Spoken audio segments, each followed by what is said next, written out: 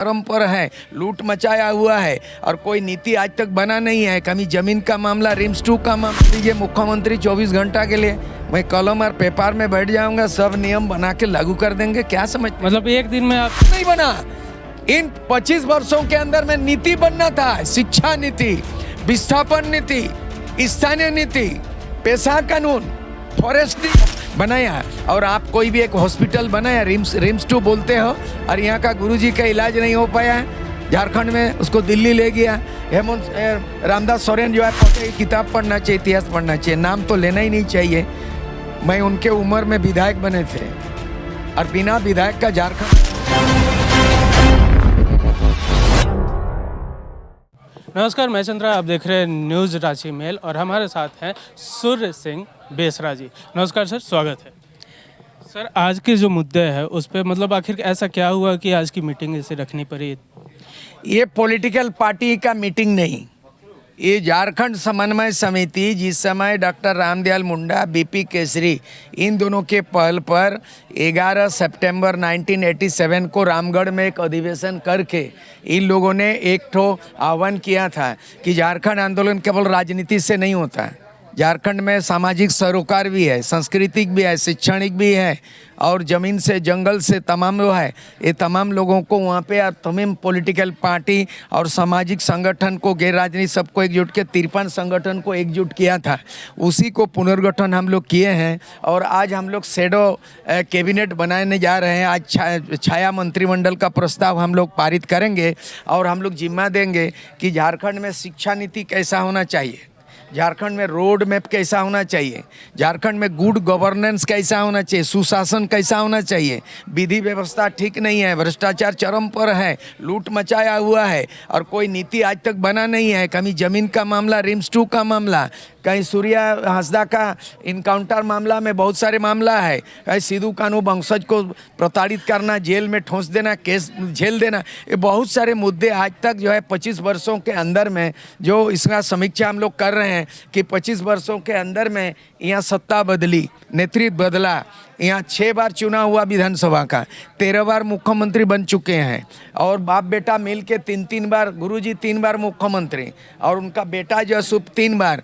एक परिवार में इतना बार मुख्यमंत्री और एक नीति नहीं बना पाना है, क्या समझ रहे हैं? मैं तो बोलता हूँ कि एक दिन के लिए सूर्य सिंह बेसरा को आप ये बना दीजिए मुख्यमंत्री 24 घंटा के लिए, मैं कलम और पेपर में बैठ जाऊँगा, सब नियम बना के लागू कर देंगे। क्या समझ, मतलब एक दिन में आप सारी चीज़ें कर देंगे जी। आपको अगर आईएएस परीक्षा देना है, आप पढ़े हैं तो आप आईएएस पास कीजिएगा कि नहीं, आईपीएस बनिएगा कि नहीं? तो सर जब उसी तरह यहाँ कोई आदमी सब मैट्रिक फेल किया, फेल वाला आदमी लोग है, कहाँ बना पाते हैं? नीति क्यों नहीं बना? इन 25 वर्षों के अंदर में नीति बनना था, शिक्षा नीति, विस्थापन नीति, स्थानीय नीति, पेशा कानून, फॉरेस्ट नियम, सीएनटी एक्ट, एसपीटी एक्ट, कहाँ कुछ बना? तो आखिर क्यों नहीं बन रहा, आपको क्या लगता है? वही तो बना ही नहीं, कर नहीं सकता है। 25 साल झारखंड बने हो गया है, तो आखिर ये सारी परेशानियां और साथ में आदिवासी लोग को जो खासकर ये आदिवासी राज्य बनाया गया, तो आज भी आदिवासी लोगों को इतनी परेशानी क्यों? ये जो 2020 में जब ये था, क्या बोलते हैं, ये कोरोना काल में पलायन कर गए थे और जब कोरोना काल में आपने अपने देश प्रदेश से यहाँ घूम के आ गया तो कितने लोग यहाँ पे आए? 20 लाख लोग। मजाक बात है? आप इन 20 वर्षों में 20 लाख आदमी बाहर चला गया, गुजरात महाराष्ट्र काम करने, और यहाँ आराम से सरकार चला रहे हैं। तो आपने कोई रोजगार, बेरोजगारों को रोजगार देने का योजना किया, आपने कृषि में कोई क्रांति किया, हरियाणा जैसा हरित क्रांति आपने किया, पंजाब जैसा इंडस्ट्री आप डेवलप किया, गुजरात जैसे मॉडल बनाया, आप उड़ीसा में जैसे एजुकेशन हब बनाया और आप कोई भी एक हॉस्पिटल बनाया, रिम्स 2 बोलते हो, और यहाँ का गुरुजी का इलाज नहीं हो पाया झारखंड में, उसको दिल्ली ले गया। हेमंत रामदास सोरेन जो है 15 दिन तक वहाँ सेंसलेस रहा, उसका इलाज नहीं हुआ, उन निधन होके आ गया दिल्ली से। आपका हॉस्पिटल कहाँ वैसे, आपका स्कूल और हाई स्कूल, यूनिवर्सिटी कहाँ, तो ख़त्म किया हुआ है आपने। तो अब जैसे गुरुजी को दिल्ली ले जाया गया, रांची में से कोई सुविधा नहीं है, बिहार से भी वही हाल हो गया है, लेकिन अब गुरुजी को भारत देने की मांग उठ रही है, तो उस पर आपका क्या कहना है? हमको ना विरोध करना है, समर्थन करना है, उसको मिले तो वो मिलने का तो केंद्र सरकार नहीं लेगा।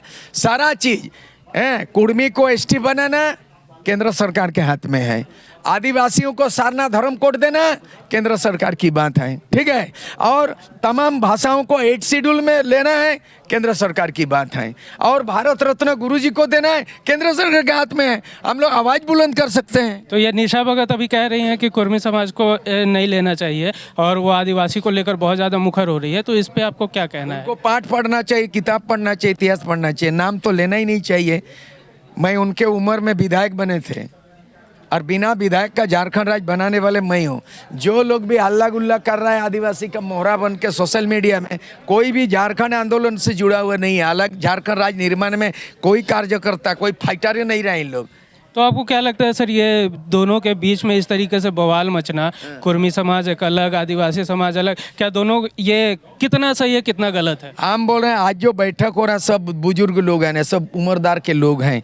रामदयाल मुंडा नहीं है, बीपी केसरी नहीं है, दिसोम गुरु शिबू सोरेन नहीं रहा है, बड़े बड़े विद्वान नहीं रहा है। तो जो बच्चा कुचा लोग हैं, झारखंड को बचेगा तो बचे हुए लोग से बचेगा, विद्वान से बचेगा। नौजवान जयराम महतो सरी के नेतृत्व कर रहा है तो युवा उमड़ के आ रहा है, तो विद्वान कहाँ है, बुद्धिजीवी कहाँ है? इसलिए जयराम महतो टाइप का जो नौजवान लड़का लड़की आ रहे हैं, नौजवान लोग, उनमें लीडरशिप क्षमता समृद्ध करना है, लीडरशिप डेवलप करना है। और जितने विद्वान लोग हैं वो लोग पॉलिसी बनाएंगे, किताब लिखेंगे, पॉलिसी बनाएंगे। उसके लिए झारखंड समन्वय समिति हुआ है। इसीलिए ये जो विरोध कर रहा है यहाँ तो ये लड़ाने की काम करता है, डीलिस्टिंग का भी बात रांची से होता है। ये अभी धर्मांतरण को लेकर भी बवाल, वो कोई मुद्दा ही नहीं है।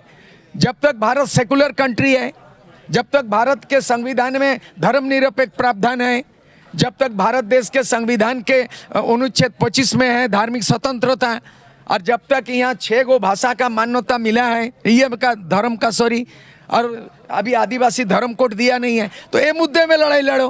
परिसीमन होने से आदिवासी के संख्या के आधार पर लोकसभा और विधानसभा सीट घट रही है, उसमें लड़ो।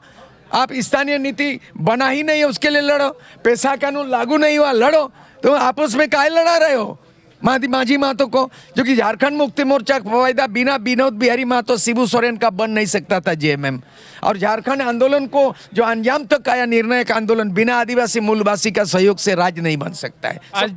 आज जेएमएम सरकार जिस तरीके से कार्य कर रही है, आप क्या कहना चाहते हो? हमारा कहना है 2024 में जो घोषणा पत्र है उसको लागू करें, उससे ज़्यादा नहीं बोलना है। और सर गुरुजी घोषणा किया था, गुरुजी ने घोषणा किया था कि झारखंड में पूर्ण शराबबंदी लागू हो, तो गुरुजी का सपना को पूरा करो। गुरुजी ने बोला था रिम्स 2 में हाल जोतो यार, खेती बाड़ी जमीन कर में कोई योजना नहीं बनेगा, तो गुरुजी तो घोषणा किया, उसको लागू करो।